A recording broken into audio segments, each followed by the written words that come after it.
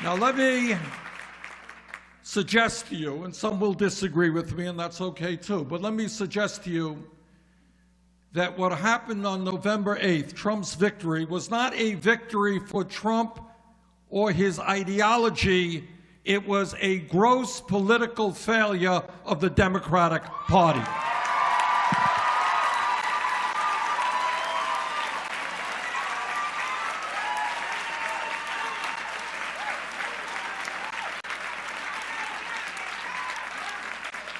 And let me also tell you something again, where some people may disagree with me, but if you think that everybody who voted for Donald Trump is a racist or a sexist or a homophobe, you would be dead wrong.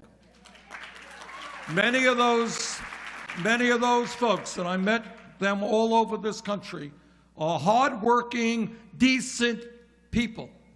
But they are asking questions like, how does it happen I am working longer hours for lower wages?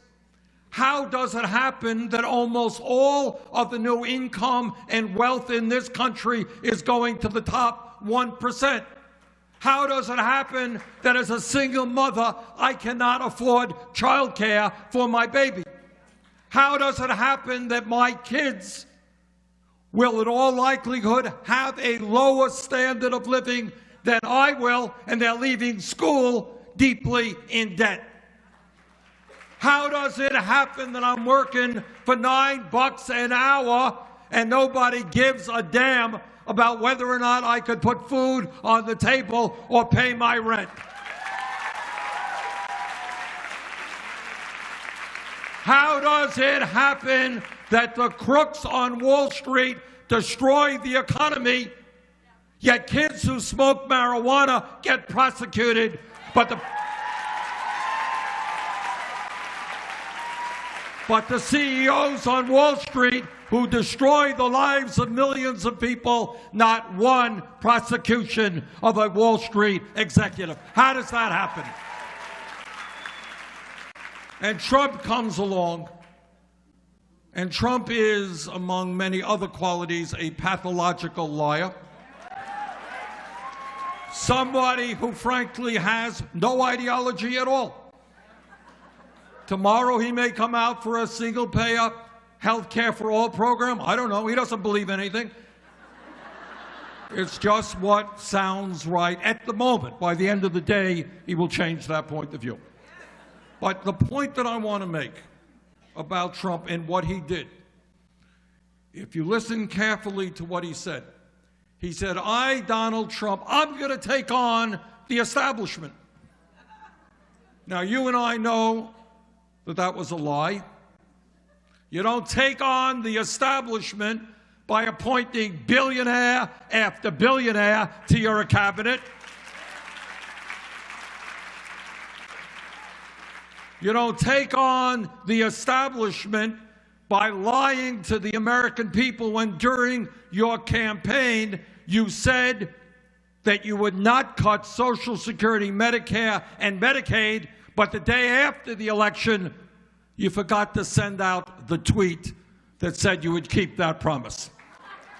And you appoint, just today, this is my committee that dealt with it, we appointed a gentleman to become head of the OMB, the budget director, who was on record over and over again as strongly in favor of cutting Social Security, Medicare, and Medicaid. All right, but this should not be a surprise to anybody in the room. But this is what I do want to say. There are people in this country who are hurting, and they are hurting terribly. And for years, they looked to the Democratic Party, which one time was the party of working people, and they looked and they looked and they looked, and they got nothing in return. And out of desperation, they turned to Mr. Trump. So our job politically, Marianne said a lot. It is more than politics. It is spiritual. It is psychological. We've got to deal with those issues. I agree with her. Absolutely. This is a holistic problem that we've got to address. But politically, simply and straightforwardly, we have got to create a Democratic Party which stands with working people and the poor, not with Wall Street and the wealthy.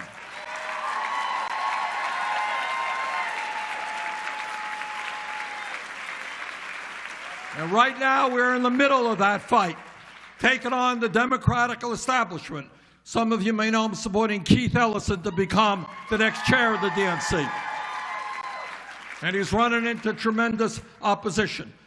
But what I want to see is a Democratic Party not which spends all of its time raising money from the wealthy and the powerful, but a Democratic Party that opens its doors to working people, to low-income people, to young people, that creates a Democratic Party with a small d, that mobilizes millions of people to demand that we have a government representing all of us, not just the 1%.